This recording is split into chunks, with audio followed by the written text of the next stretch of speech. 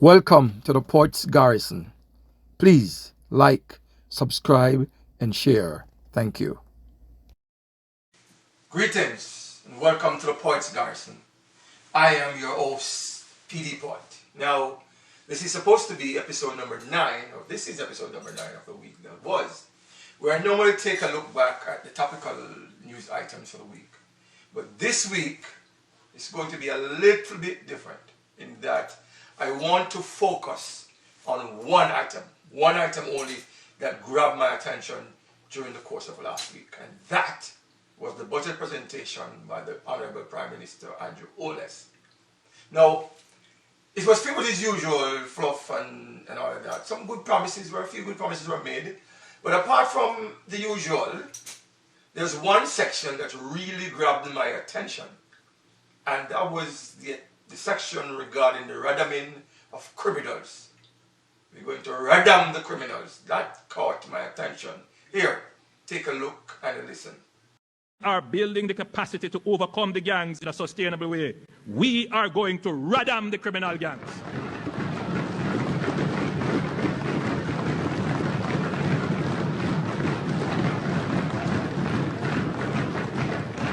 The original Mr. Radam is here with us. Peanut Dread.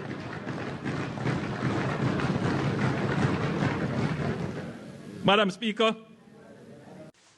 Now, I want to know exactly what is defined or meant by radaming criminals.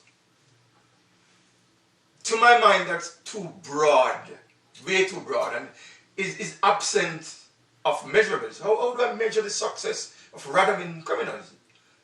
How will I gauge its success or its failure? I don't know. So a year later, I'm going to say, okay, you succeeded in the promise to radam because I don't know how you radam criminals.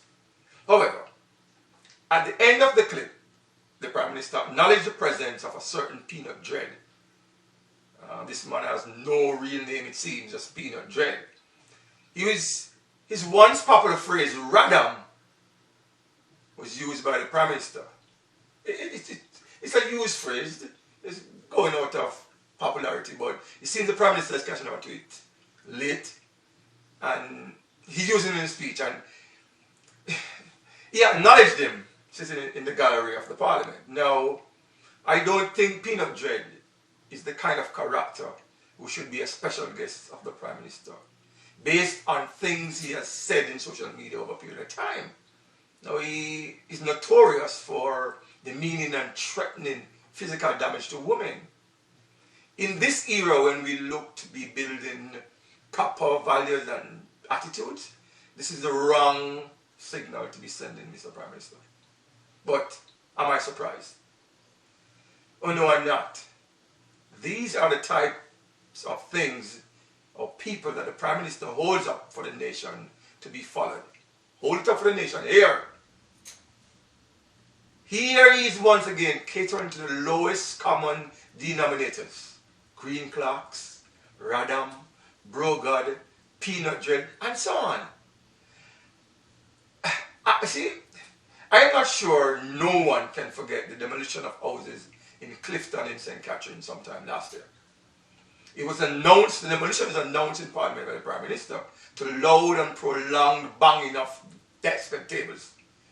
That announcement was executed to a degree and then followed up by the Prime Minister doing his usual PR visit. Here is a refresher, followed by the young lady expressing her distress. Tomorrow, the government will act to demolish those structures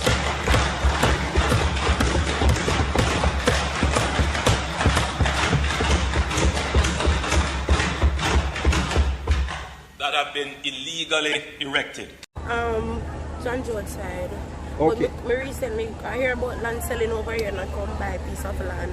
How much you pay for that, man? 800,000. How far did you reach? I take it up out of the ground.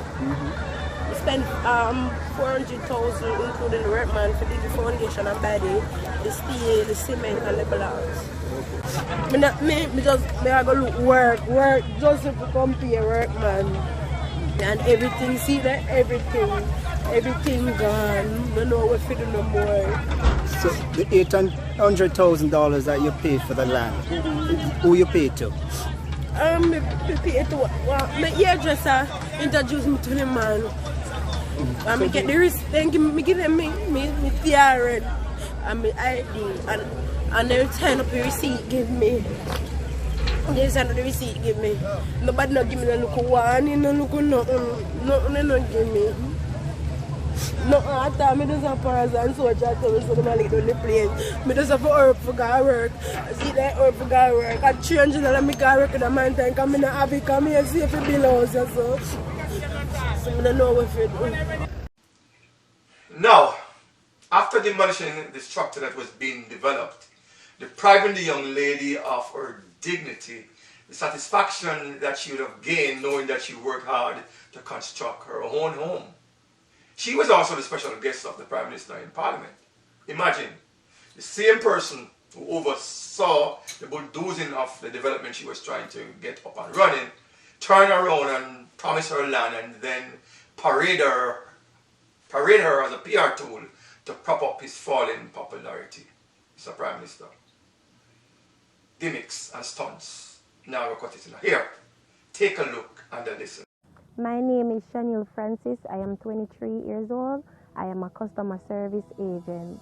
Getting this land from the Honorable Andrew Holness, I feel happy because I'm a trying young lady. So getting this land from him is going to give me a kickstart in life. So having an asset is very important. My plans for the land is to build a 3-bedroom, bathroom, kitchen and veranda so I can live. And so I can provide a space for my mom to live also.